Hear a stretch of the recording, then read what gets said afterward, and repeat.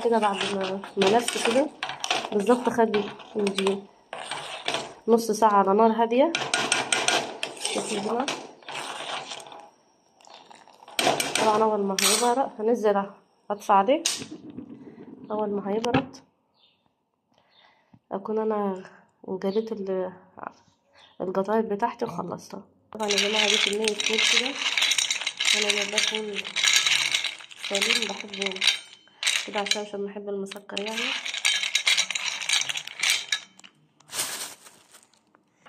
هنطلع منه البذر بتاعها ونبدأ نحط في القطيفاية ونقفل عليه. طبعا يا جماعة دي كده ايه عينة. انا همسك القطيفاية بالشكل اللي انتوا شايفينه ده كده واقفل بالطريقة دي كده.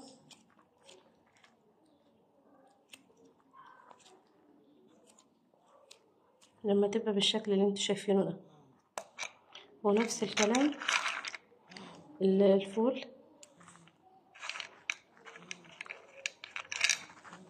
كده.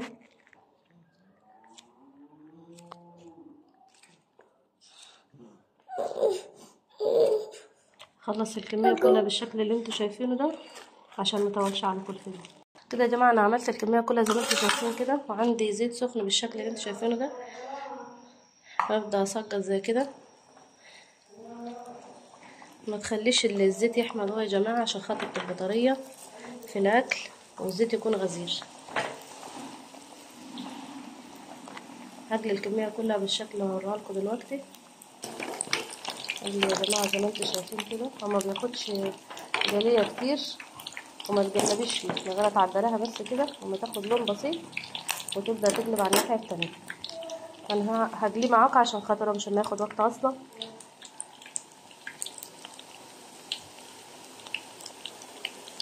وده السيرب والشربات بتاعنا بارد كده بالشكل اللي انتوا شايفينه ده. شوفوا يا جماعة على طول بدأ ياخد لون. لازم زيت غزير يا جماعة عشان ما تفتحش منك وتطيب كلها زي بعضها زي كده.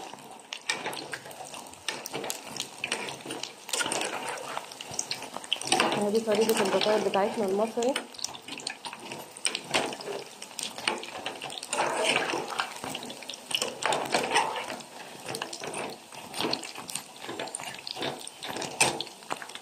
بصوا يا جماعة اللون ده يذهب بتاعها كده.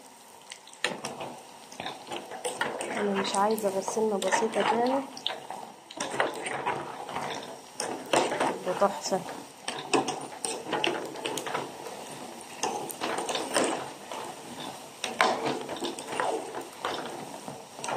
تعملها بعجوة بزبيب بفول. انا بصراحة ما بحبهاش مسكرة، فبحبها بالفول اكتر او الزبيب. بس كده يا جماعة بدأت حروفها كده تحمر. انا هبدأ اطلعها كلها، اطلعها بالشكل ده على العسل كده على طول. هبدأ يا جماعة اغطس في العسل كده، عسل غزير او الشربات بتاعنا. بصوا اول ما بتبقى تشرب بتدي اللون ده الجميل ده بس كده. وابدأ اطلعها في طبق.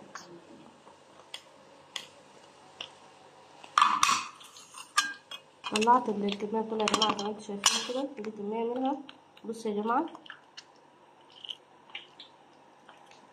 طرية وجميلة. صب